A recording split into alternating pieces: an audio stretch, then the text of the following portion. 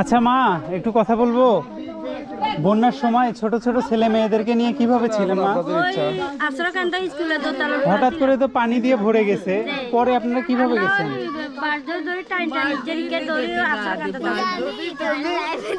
আরেকটা বিষয় হচ্ছে, এই যে আপনাদের বাড়িতে যে আসবাবপত্রগুলো ছিল সবই তো নষ্ট হয়ে গেছে, কোনোটা কি ব্যবহার করার মতো নাই?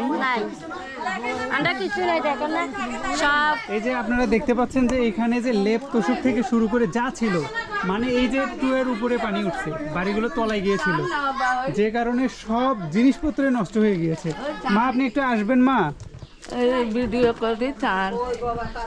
এই যে প্রতিটা মা কিন্তু এখানে বলছে যে এর আগে কি কেউ ত্রাণ দিয়েছে, মানে এখানে আসছিল কোনো উপহার সামগ্রী দেওয়ার জন্য?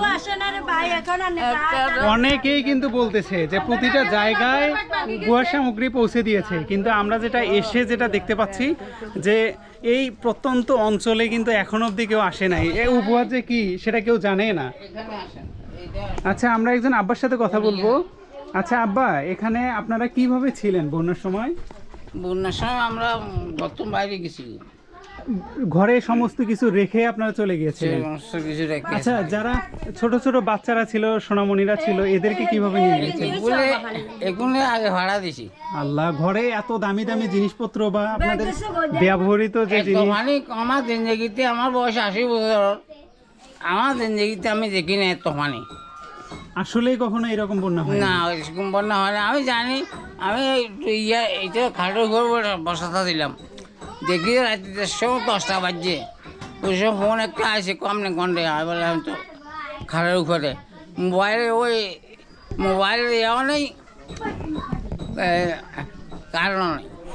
আচ্ছা, আমরা এক বাবার সাথে কথা বললাম, তার সাথে কথা বলে আমরা যে বিষয়টা খেয়াল করলাম যে আসলে হঠাৎ আচমকায় বন্যার পানি এসেছে। আসার পরে হ্যাঁ, সবগুলো নিয়েছি আমি। তো আসার পরে এমন পরিস্থিতি হয়ে গিয়েছে যে তারা যে প্রয়োজনীয় যে জিনিসপত্রগুলো ছিল সেগুলো নিয়ে যে বের হয়ে যাবে, টাকা পয়সা থেকে শুরু করে তাদের দামি দামি যে জিনিসগুলো ছিল, যেমন ফ্রিজ বলবো, অতীব প্রয়োজনীয় একটা জিনিস, এই ফ্রিজ সহ সমস্ত কিছু নষ্ট হয়ে গিয়েছে।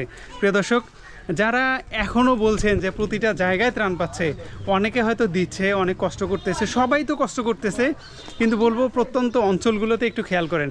আসলে এটা আমার মুখের কথা না, আমরা এখানে এসে বাবা মাদের সাথে কথা বললাম, তারা বলতেছে যে একদমই পায় নাই। এই কথাটা আপনাদের সামনে তুলে ধরলাম যে এই অঞ্চলগুলোতে এখন দেখেন, আমরা আছি ফেনী জেলার ছাগলনাইয়া উপজেলার একটা প্রত্যন্ত গ্রামে। আমার আসলে এই গ্রামে এসে সবার সাথে কথা বলে মনে হইলো যে এই গ্রামে এখনো অবধি কোনো উপহার সামগ্রী আসেই নাই।